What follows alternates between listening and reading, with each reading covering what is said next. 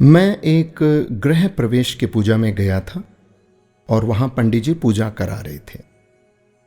पंडित जी ने सबको हवन में शामिल होने के लिए बुलाया और सबके सामने हवन सामग्री रख दी गई। पंडित जी मंत्र पढ़ते और कहते स्वाहा। लोग चुटकियों से हवन सामग्री लेकर अग्नि में डाल देते। घर के मालिक को स्वा कहते ही अग्नि में घी डालने की जिम्मेदारी सौंपी गई। हर व्यक्ति थोड़ी सामग्री डालता, इस आशंका में कि कहीं हवन खत्म होने से पहले ही सामग्री खत्म न हो जाए। गृह मालिक भी बूंद बूंद करके घी डाल रहे थे। उनके मन में भी यही डर था कि कहीं घी खत्म ना हो जाए। मंत्रोच्चार चलता रहा, स्वाहा होता रहा और पूजा पूरी हो गई। सबके पास बहुत सी हवन सामग्री बची रह गई। घी तो आधा से भी कम इस्तेमाल हुआ था। हवन पूरा होने के बाद पंडित जी ने कहा कि आप लोगों के पास जितनी सामग्री बची है उसे अग्नि में डाल दें।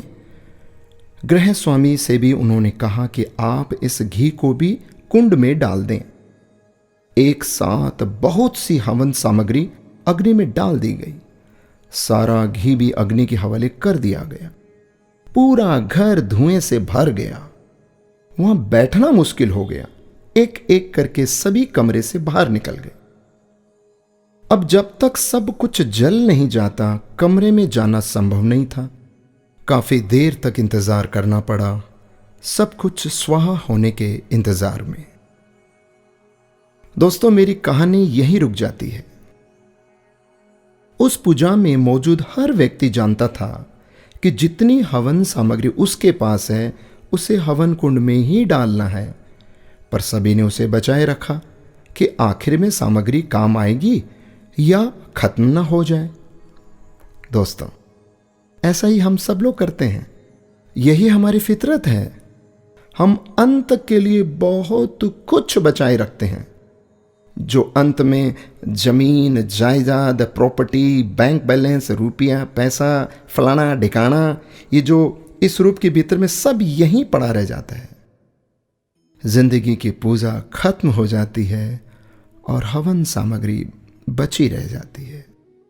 हम बचाने में इतने खो जाते हैं कि ये भी हम भूल जाते हैं कि सब कुछ होना हवन कुंड के हवाले ही तो है। उसे बचाकर क्या करना, बाद में तो सिर्फ धुआं ही होना है। संसार हवन कुंड है दोस्तों, और जीवन पूजा। एक दिन सब कुछ हवन कुंड में समाहित होना है। अच्छी पूजा वही है जिसमें हवन सामग्री का सही अनुपात में इस्तेमाल हो, न सामग्री खत्म हो न बची रह जाए। यही मैनेजमेंट करना है।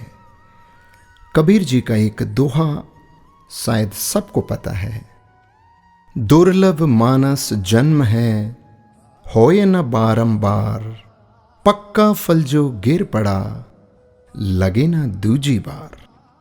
दोस्तों, ये मनुष्य जन्म बार बार नहीं मिलेगा, तो क्यों ना हम समय का, पैसों का, अपनी सोच का और अच्छे कार्य करके इसका सही सदुपयोग और इस्तेमाल करें। राधे राधे।